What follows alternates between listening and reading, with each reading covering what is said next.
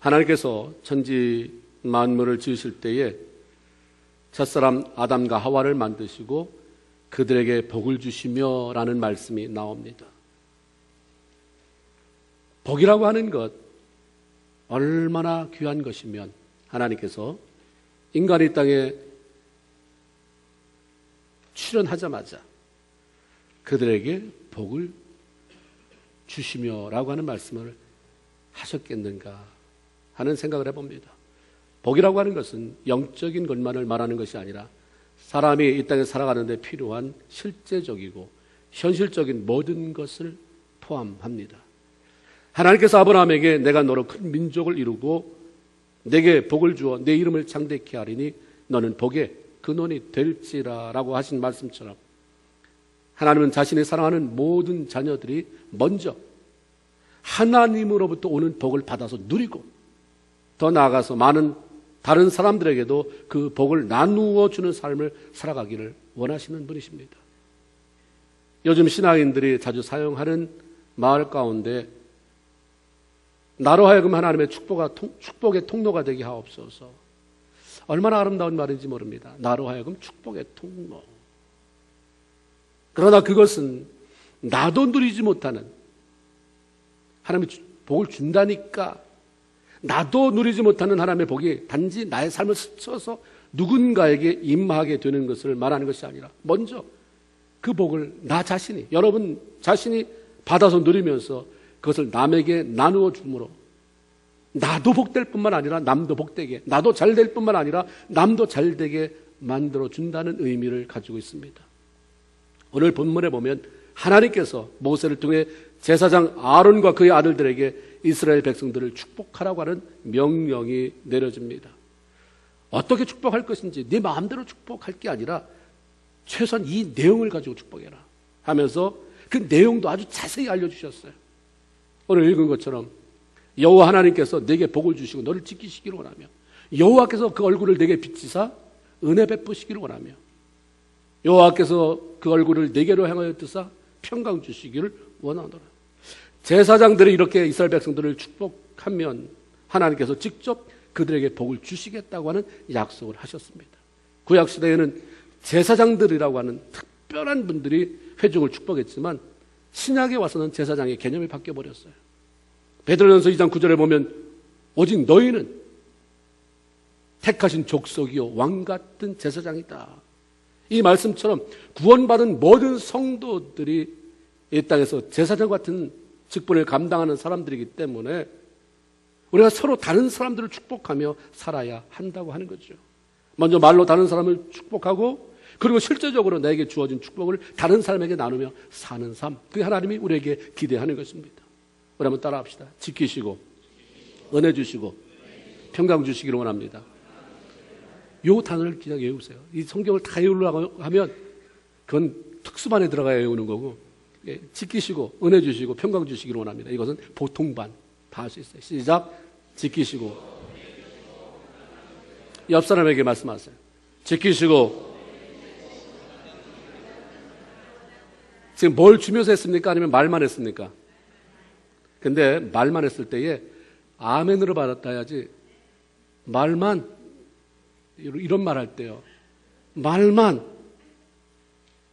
시편 109편 17절에 저가 저주하기를 좋아하더니 그것이 자기에게 임하고 저가 축복하기를 기뻐하지 아니하더니 복이 저를 멀리 떠났으며 뭘로 하는 겁니까? 말로 하는 거예요.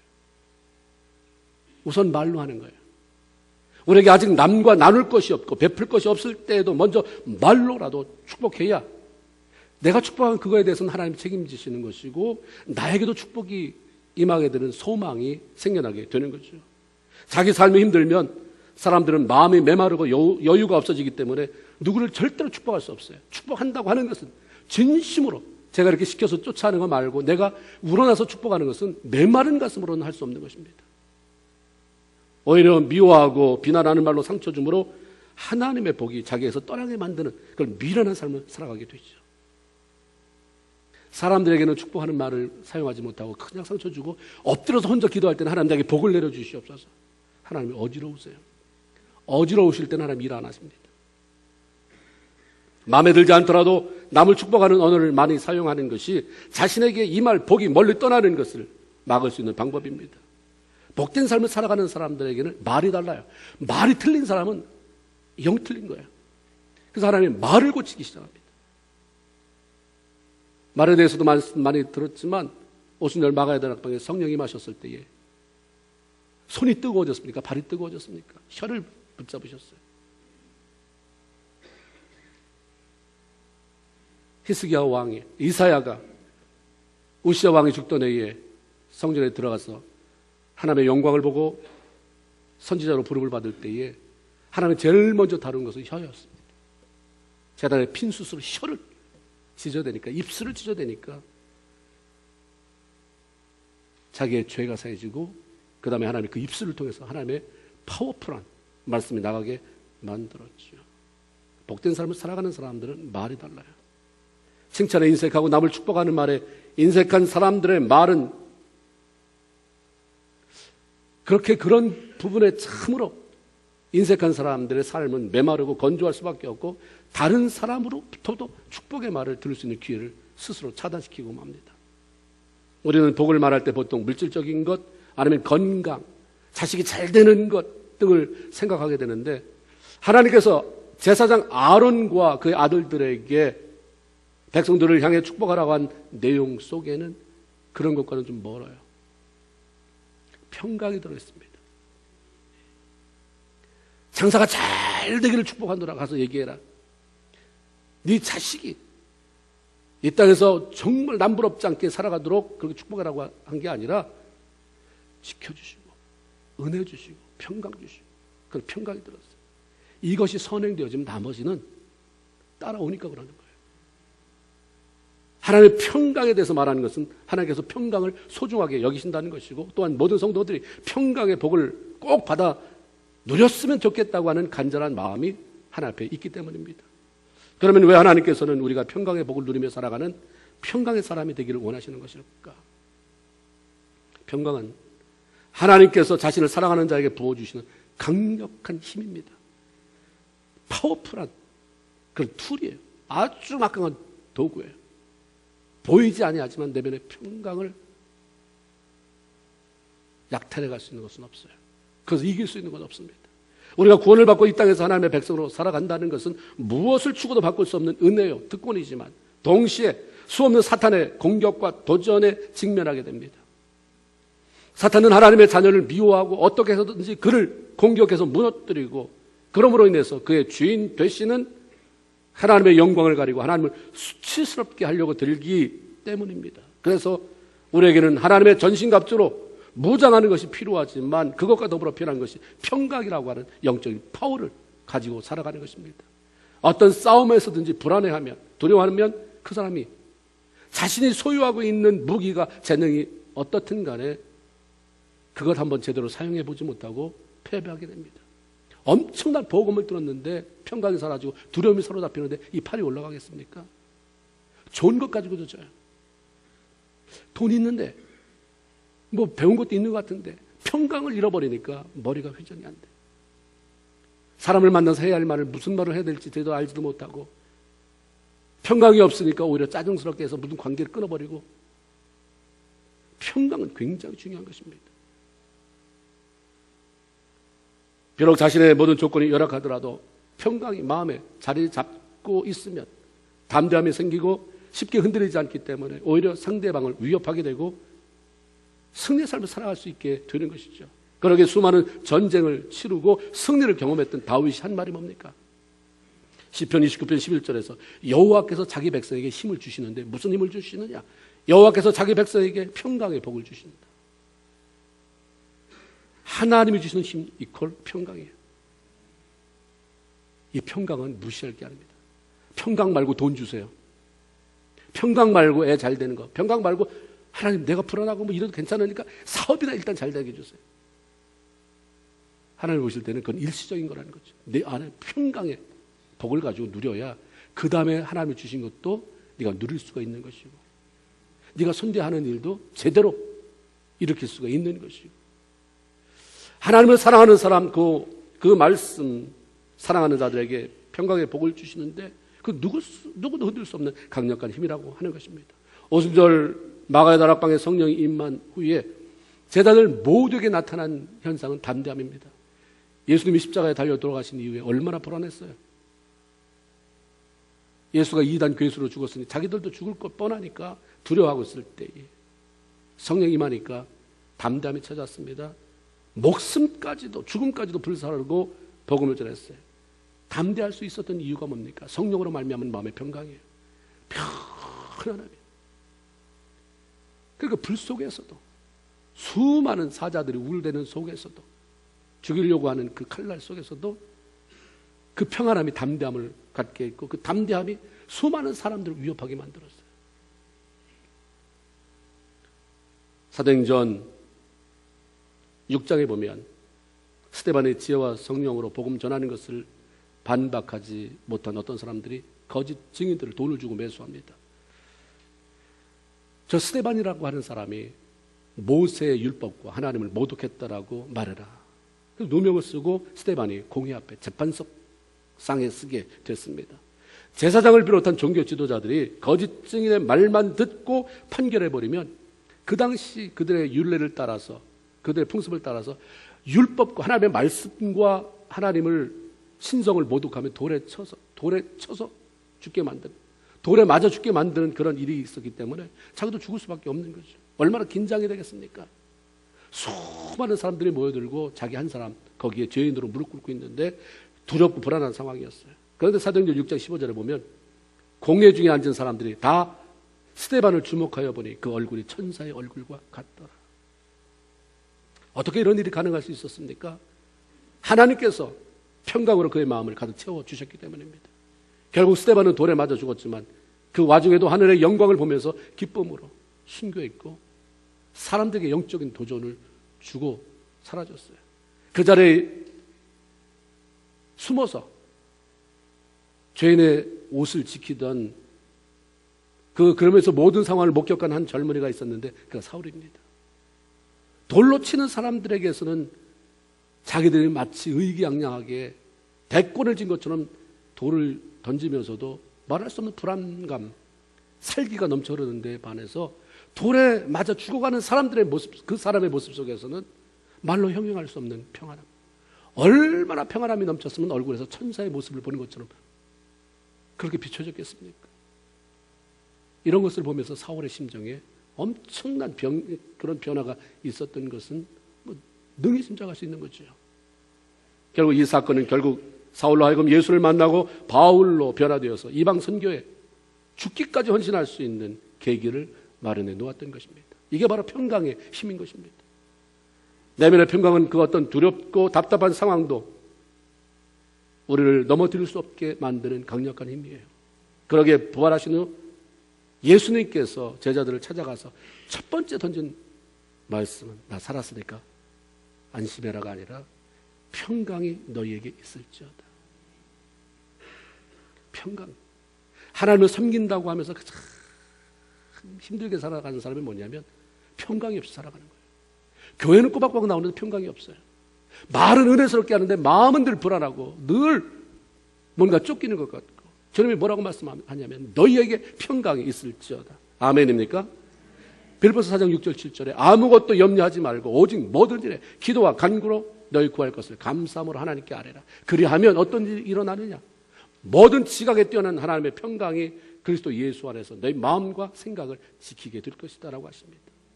어떤 기도든지 아이가 기도하든 노인이 기도하든 돈 때문에 기도하든 건강 때문에 기도하든 영적인 것 때문에 기도하든 모든 기도의 공통적인 응답은 평강입니다. 평강이 없이 돈 떨어지는 경우 없어요. 평강이 없이 건강이 오는 경우 없어요. 기도했더니 하나님이 마음에 평강을 주시고 그 평강이 나를 사로잡더니 그러고 나서 일주일 만에 내가 낫다. 그러고 나서 한 달 만에 이것이 회복됐다. 그러고 나더니 바로 하나님이 이런 문제를 해결해 주셨다지 평강이 없이 기도응답이 바로 가는 경우는 없습니다. 진정한 기도응답은 우리가 염려하는 것들이 사라지고 나서 평강을 맛보는 것이 아니라 수많은 문제 속에서 아직도 해결되지 않는 많은 문제들이 남아있지만 미리 마음의 평강을 맛보면서 살아가게 만들어주는 것입니다. 기도한 이후부터 문제가 해결되는 응답받는 기간까지 발을 동동 구르면서 불안함을 떨치지 못하고 살아간다면 예수 믿는 우리가 이 땅에 사는 동안 평안함을, 진정한 평안함을 누릴 수 있는 날은 얼마나 되겠습니까? 시편 119편 165절에 주의 법을 사랑하는 자, 주의 말씀을 사랑하는 자, 주님을 사랑하는 자에게는 큰 평안이 있으리니 저에게는 장애가 없으리로다. 시편 119편 165절 말씀입니다. 하나님을 사랑하며 살아가는 자에게는 평안함이 오기 때문에 장애가 없겠습니까? 장애가 와도 장애처럼 보이지가 않는 거예요. 어려움이 와도 비틀거리거나 두려워하거나 낙심하고 절망하지 않는다는 것입니다. 왜냐하면 그 평안이 강력한 힘으로 그 안에 자리 잡고 있기 때문입니다. 사단은 돈 줄 수 있습니다. 명예 줄 수 있어요. 예수님께서 40일 금식하고 나셨을 때 떡으로 유혹해오고 높은 곳에 올라가서 천하 만국의 영광을 보여주면서 절해라. 다 줄 것이다. 거짓말입니까? 예수님을 앞에 놓고 하나님의 아들을 앞에 놓고 거짓말 치겠어요? 실제예요. 이 땅의 권세를 자기가 잡았기 때문에 다 줄 수 있어요. 돈 줄 수 있어요. 너 나한테만 해. 네 마음대로 살아. 내가 돈 줄게. 교회 안 다니라는 게 아니라 다니지만 일단은 나한테 우선을 둬. 명예 줄게. 그렇지만 뭘 줄 수는 없냐면 평강을 줄 수 없어요. 그러니까 여러분이 어떤 것을 하는데 평강이 없으면 빨리 멈추세요. 매일 주님의 교회에 빠지면서 일하는데 평강이 없어요. 그럼 주님 앞에 나오라는 얘기죠. 마땅히 해야 되는데 주님 앞에 해야 되는 것을 안 하면서 평강이 올 수는 없지만 그렇다고 불안이 없다. 그건 무뎌진 것입니다. 그건 무뎌진 거예요.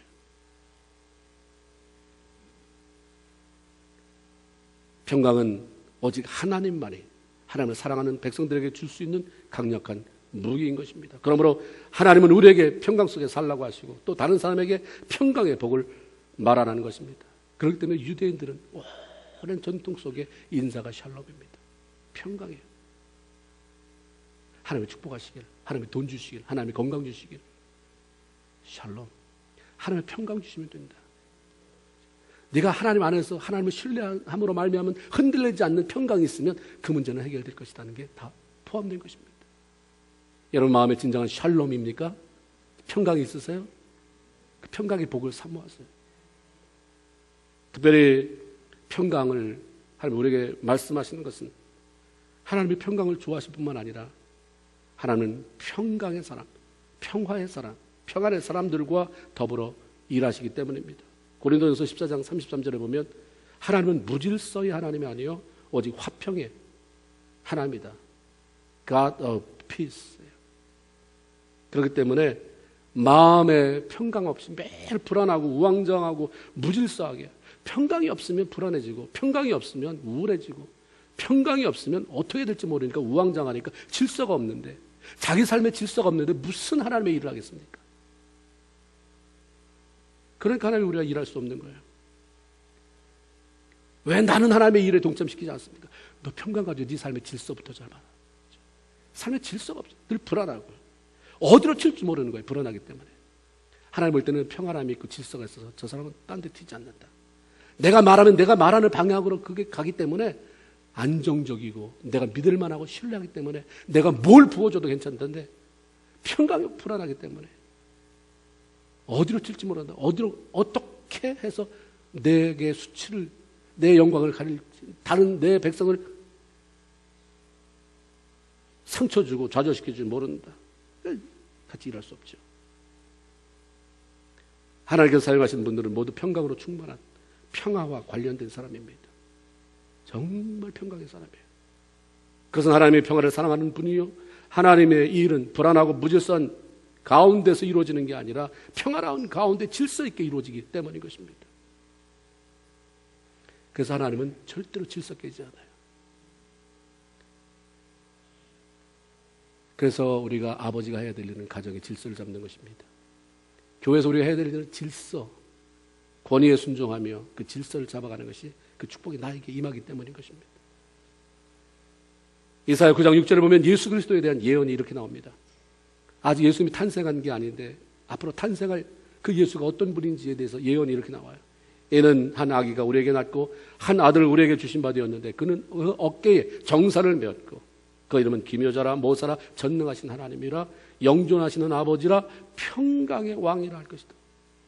감히 누가 비교할 수 없는 평화의 왕 중에 왕이시라 이 말씀입니다. 예수님이 이 땅에 평강의 왕으로 오셨어요.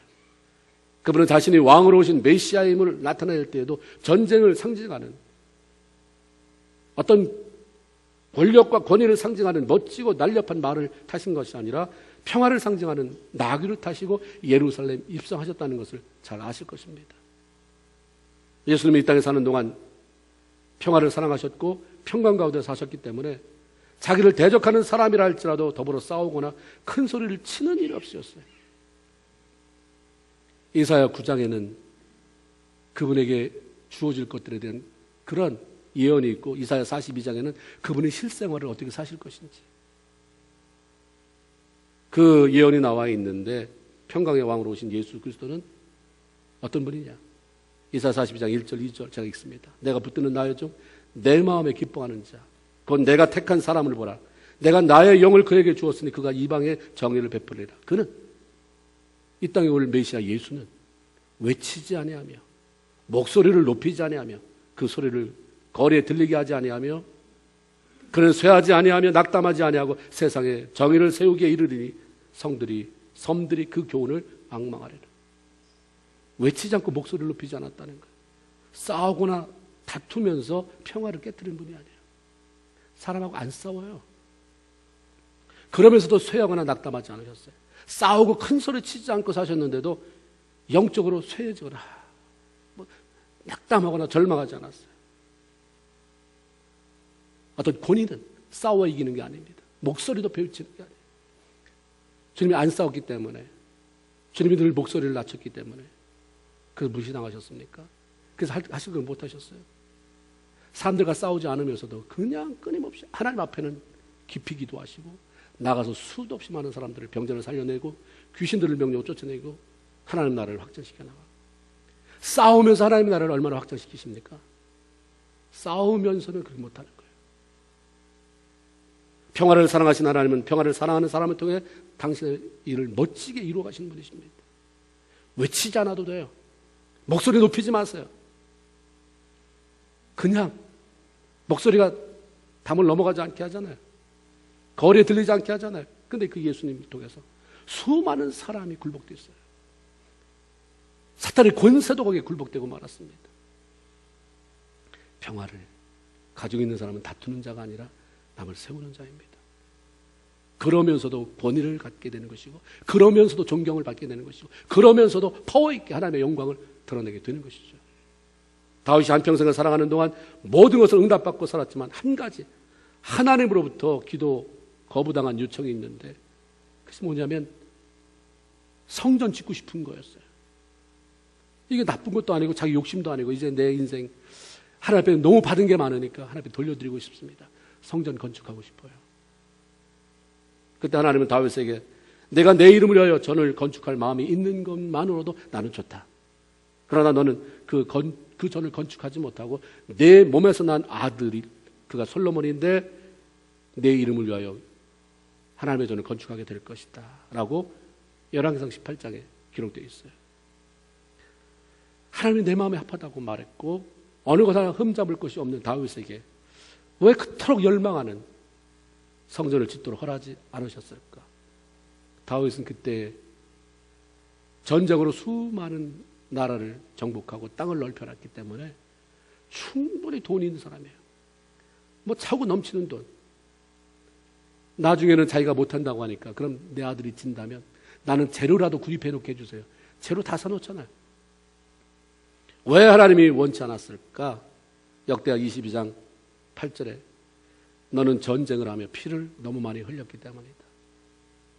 싸워서 어떤 일을 해결해 놓은 건 좋지만 하나님의 전이 건축되어지는 것은 싸운 사람, 피 흘린 사람, 그 사람 가지고 안 된다. 그래서 대신 솔로몬으로 하여금 성전을 건축하게 할 것인데 그 이유는 그가 평강의 사람이기 때문이다. 이렇게 말씀해요.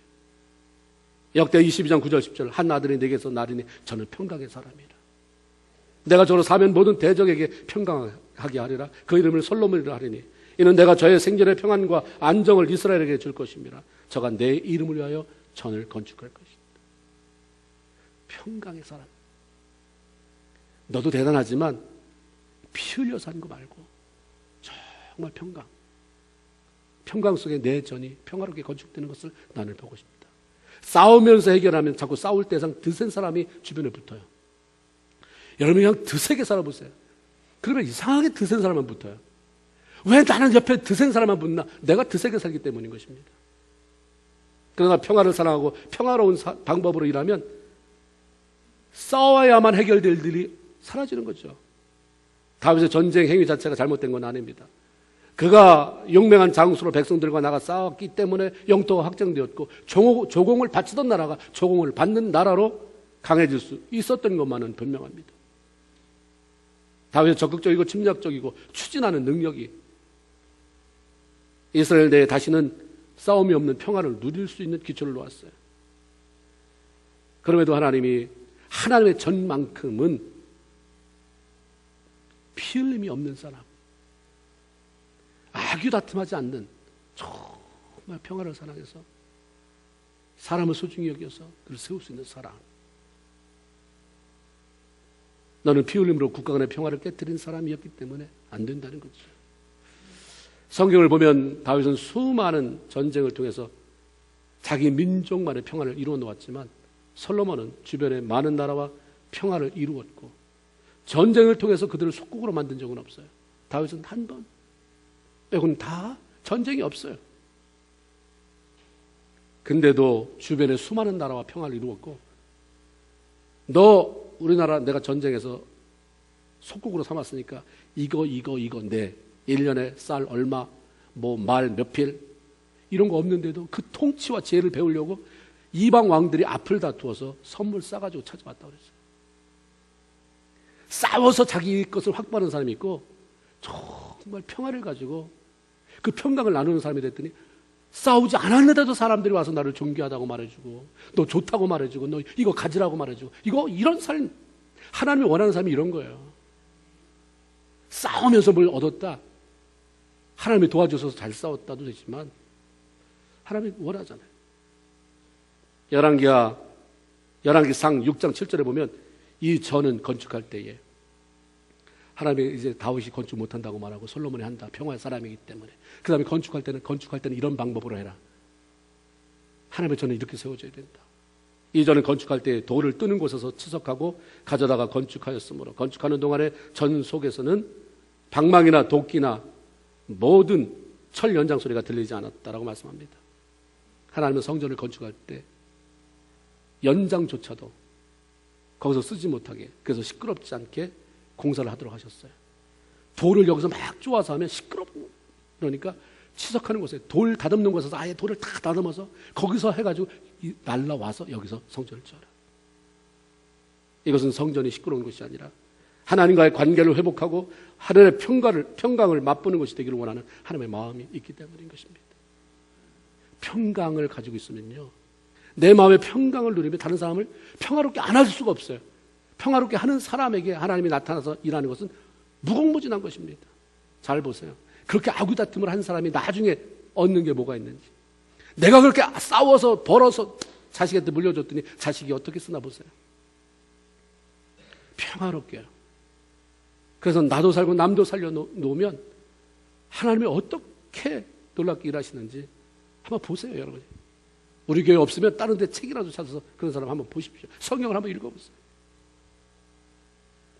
하나님은 교회가 평강의 사람들로 인해서 견고히 세워지기를 원하고 또 교회가 시끄럽지 않고 소란스럽지 않고 평화의 방법으로 세상의 침투에 들어가서 세상을 변화시키기를 원하는 것입니다. 교회를 시끄럽게 함으로 평화를 깨트리는 것처럼 하나님 앞에 책망받을 일은 없어요. 이 교회가 성전이 시끄럽지 않도록 돌 다듬는 것까지 딴 데서 해가지고 오기를 원하신 하나님이라고 한다면 어떻게 감히 여기서 소리 지르고 싸워대고 교회가 2분 3분이 되는, 오늘날 우리가 그런 걸 너무너무 많이 보잖아요. 너무 많이 뉴스에도 듣게 되고 보게 되고요. 특히 이민사회에 얼마나 그런 일이 많습니까? 왜 그렇습니까? 열정입니까? 무식해서 그러는 거예요. 하나님을 모르기 때문에. 오늘날 교회는 하나님을 두려워하는 것으로부터 너무 멀리 떨어져 나가버렸습니다. 하나님을 사랑하지도 않고 내면의 평화를 간직하지도 못하는 사람들이 자신의 혈기로 교회를 시끄럽게 하고 건강하고 평화로워야 할 그리스도의 몸인 교회가 상처를 받고 찢어지는 모습, 오늘날처럼 쉽게 볼 수 있는 시대는 없었어요. 소문이 아니라 아예 매스컴을 통해서 낱낱이 파헤쳐진 것을 얼마나 많이 봅니까?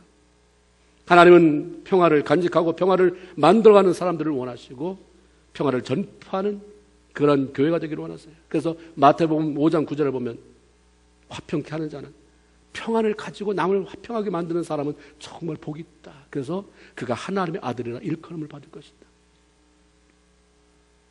우리가 예수 믿으면 다 하나님의 자녀라고 말하죠. 다 자녀예요. 법적인 자녀. 여러분이 예수 믿고 구원받은 확신을 가지고 정말 망나니 짓을 해도 법적인, 하나님의 법적인 자녀인데 그런 자녀에게 뭐가 그렇게 많이 주어지겠어요? 내가 법적인 자녀가 됐지만 우리가 맨날 무슨 법적인 것을 따지고 다니면서 내가 이분의 아들이지? 아니죠. 그렇게 안 하면서 그분의 아버지이기 때문에 아버지가 원하는 대로 내가 평화를 가지고 평화를 나누는, 화목케 하는 삶을 살아갈 때 정말 너 내 아들 맞구나. 하나님이 어떻게 가만히 있겠어요? 로마서 12장 18절에 보면 할 수 있거든. 너희로서는 모든 사람과 더불어 평화해라. 그게 쉽지 않다는 거죠. 할 수 있거든요. 그게 다 쉽지는 않지만 너희로서는 모든 사람과 평화해라. 평화를 나눠줘라. 가면 사람을 불안케 하고 뒤집어 놓지 말고 평안하게 만들어라. 집에 남편만 들어가면 집안이 그냥 얼음장같이 되는, 그 사람 회개해야 되는 거예요. 그 사람이 교회만 오면 분위기가 다 흐트러지고 다 얼음장같이 녹아버린다. 내가 그렇다. 회개해야 되는 것입니다. 평화를 만들어야 돼서 화목해라. 할 수 있거든. 너희는 모든 사람으로 더불어 화평해라. 평강의 사람에 되어서 하나님의 영광의 도구로 쓰임받는 그런 성도들, 저와 여러분, 그래서 하나님의 약속하신 그 복을 누리며 살아가는 귀한 성도들이 되길 주님의 이름으로 축원을 드립니다. 평강은 하나님을 신뢰하며 순종하는 사람들에게 주어지고 누리게 되는 것입니다. 이사야 57장 21절에 보면 따라합시다. 내 하나님의 말씀에, 누구의 말씀에? 예, 여러분의 하나님의 말씀에 뭐라고 되어 있냐면 따라 하세요. 악인에게는 평강이 없다 하셨느니라. 내 하나님의 말씀에 악인에게는 평안이 없다. 내가 왜 평안이 없을까? 왜 지속적으로 평안이 없을까? 악하기 때문에 그런 거죠. 이사야 26장 3절에 주께서 심지가 견고한 자를 평강의 평강으로 지키시리니 이는 저가 주를 의뢰합니다. 악인이 누굽니까? 하나님의 말씀에 불순종하며 그분을 대적하는 사람이 악인인 거예요. 하나님께서 평강의 복을 말씀하셨어도 악인의 자리에 있는 한 평강은 없습니다. 평강은 변함없이 하나님을 의뢰하고 하나님의 말씀대로 순종하며 사람들에게 주어지는 복인 거죠. 나와 전혀 다른 너라고 하는 그 너가 배우자일 수도 있고요. 교우들일 수 있고 직장 동료일 수도 있고요. 다른 사람들과 더불어 아무런 갈등 없이 평안을 누리며 산다는 것은 결국 쉽지 않습니다. 그러나 우리 자신이 믿음으로 하나님을 신뢰하고 그 하나님의 말씀에 순종함으로 주어지는 평화를 누리고 살아갈 수가 있다면, 먼저 내 안에 평안함이 있다면 그 사람들은 다른 사람들과의 관계도 평화롭게 만들 수 있는 것이고 그 복을 함께 누릴 수 있게 해줄 수 있다는 말씀인 거죠. 이삭이 성경에 나오는 어떤 인물 중에서도 어려움 겪지 않고 그냥 일이 잘 풀려나간 사람이에요. 많은 복을 누리며 살았던 사람이고, 그래서 이삭에 대한 얘기는 별로 없어요. 성경에 뭐 하나님 앞에 순종하고 복받고 사는데 뭔 그렇게 얘기가 많겠습니까? 왜냐하면 하나님의 말씀에 무조건 순종하고 그분과의 관계가 늘 화목하고 평화하기 위해서 자신의 유익을 양보하고 남을 세우는 삶을 살았기 때문입니다. 어린 시절에 아버지 아브라함이 하나님의 분부라고 하면서 자기를 꽁꽁 묶어서 모리아산의 한 제단에 올려놓더니 그냥 칼을 빼들 때에도 어떻게 했어요? 그가 발악적으로 몸부림쳐서, 아마 어쩌면 평소에 믿음 안에서 훈련이 안 됐다면 발악적으로 뭐 몸부림치고 울 뿐만 아니라 쌍소리로 욕했을지도 몰라요. 그렇게 안 했잖아요. 대들잖아요. 그냥 그대로 순종해 가만히 있는 거예요. 아버지 아브라함을 통해 하나님께 순종하며 살아갈 때 그 하나님께서 얼마나 복된 것으로 채워주셨는지를 이미 보았고, 더 나아가 하나님의 말씀에 순종하는 자에게 주어지는 평강이 그를 덮었기 때문인 것이죠. 그렇기 때문에 그는 늘 자신을 온전히 하나님 앞에 내놓고 어떤 상황 속에서도 순종함으로 하나님과 좋은 관계를 유지했고, 하나님은 그가 어디로 가든지 다 책임을 져줬어요. 우리가 뒤를 봐준다는 말처럼 뒤를 다 봐주셨어요. 앞을 열어주시고 뒤를 봐주시고. 앞을 봐주는데 뒤가 열려있으면 다 새나가는 거지만 앞을 열어주시고 뒤를 막아주시는 하나님이라면 얼마나 많은 것들이 우리 삶 속에 모아지겠어요. 전혀 낯선 땅에 갔습니다. 거기서도 하나님이 원하신 대로 그렇게 살았어요. 그 결과 창세기 26장 12절 13절 이삭이 그 땅에서 낯선 땅에서 농사하여 그 해에 농사짓던 첫 해에 100배나 얻었고 여호와께서 복을 주심으로 그 사람이 창대하고 왕성하여 마침내 거부가 되었다라고 기록합니다. 거부가 되었다고 하는 것에 이 얘기에 초점이 있는 것이 아니라 하나님과의 평강을 누리며 하나님이 주시는 평화를 가지고 살아가는 사람이 얼마나 하나님의 자원을 풍성히 누리며 살 수 있는지 이걸 우리에게 알려주시잖아요. 낯선 땅에서 형통으로 인해서 이삭은 그곳 사람들의 시기 대상이 됐어요. 어서 굴러온 것이 시기해도 현실적으로는 이게 게임이 안 되는 거예요. 근데도 안 싸우잖아요. 자기 삶의 원칙을 그대로 지킵니다. 블레셋 사람이 이삭이 판 우물을 큰 장초 쳐서 이거 내 거라고 원래부터 우리가 가지고 있었던 거라고 우겨대면 그냥 줘요. 이게 어서 이렇게 무식한 소리야. 한번 싸워볼래가 아니라 그냥 주고 떠나요. 자신의 소유권을 인정하며 뺏기지 않으려고 분쟁하지 않습니다. 이 샘물 내가 판 것이지만 물은 하나님이 주신 것이다. 아멘입니까? 우리가 이 사실만 알면 돼요. 내가 샘물을 내게 하는 주인인 것처럼 하니까 이걸 안 뺏기는 건데, 그래? 그럼 하나님이 준 거니까 뭐 난 딴 데 가서 파지. 줬어요. 딴 데서 샘 파니까 팔레스틴 지역에서 샘물 파서 물 얻는 것은 쉽지 않습니다. 그런데 내가 파지만 하나님이 함께 하시니까 샘물이 나오잖아요. 나는 웅덩이를 팠는데 하나님은 물을 주시고, 하나님은 그것에 물이 솟아나게 했습니다. 또 뺏으려는 자들이 나타났을 때 줘요. 그리고 또 떠나요. 근데 놀랍잖아요. 이삭은 가면 파면 물이 나오고 빼앗은 사람은 물구렁이 말라버리고. 이걸 안 보는 것 같아도 다 봐요, 주변에서. 그때 우두머리가 찾아왔습니다. 하는 말이 여호와께서 너와 함께 계심을 우리가 분명히 봤다. 그러므로 내가 너한테 좀 붙어 있어야 되겠다는 거죠. 우리 언약 맺자. 여러분에게 붙어 있고 싶습니까? 재수 없다. 안디옥 교회에 다니는 저 사람 붙어 있으면 하는 일도 안 된다. 이런 평을 듣는 사람입니까? 아니면 저 사람에게는 어떻게 해서든지 붙어 있어야 된다. 가깝게. 현실은 뭐 돈을 가지고 있는 것 때문이 아니라, 가지고 있는 명예나 어떤 지위 때문이 아니라, 저 사람이 살아가는 그런 모습을 보니까 너무 파워풀하고, 어떻게 이 세대에서 저렇게 신선하게, 저렇게 멋지게 영향력을 끼치며 사람의 마음을 움직이며 살아갈 수 있을까? 그래서 같이 있고 싶고, 그 붙어 있고 싶게 만드는 이삭에게 그런 매력이 있었습니다. 예수 믿는 사람의 매력이 뭡니까? 하나님의 축복했다고 뭘 자랑하는 매력이 아니라 붙게 만들어야 돼요, 사람이. 떨어키는 사람이 아니에요. 예수 믿는 사람은 떨어키는 사람이 아니라 붙게 하는 거예요. 가서 사정사정해서가 아니라. 하나님의 일도 사정사정해서가 아니라 하나님의 은혜에 감동돼서 와서 사정사정해서 하게 해달라고 하는 사람 가지고 일하는 거지. 이거 해주세요. 이거 구걸입니까? 하나님의 일이? 그렇지 않거든요. 그런 매력이 있어야 돼요, 여러분에게. 저에게도 마찬가지고요.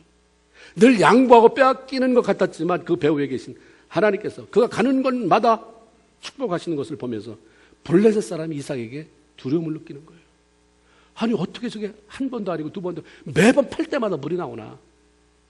이렇게 귀한 것을 어떻게 한번 싸움 한번 안 해보고 그냥 순순히 내주나? 존경을 넘어서서 두려운 거야. 존경만 하면 건드려 볼 수 있지만 두려운 대상은 건드리지 못합니다. 여러분이 그냥 두려운 대상이 돼야 돼요. 잘못 건드렸다는 큰일 난다. 한 번 건드리면 그냥 내가 한 번 건드린 거에 비해서 100배로 더 화를 내니까 너무 재미있는 거야.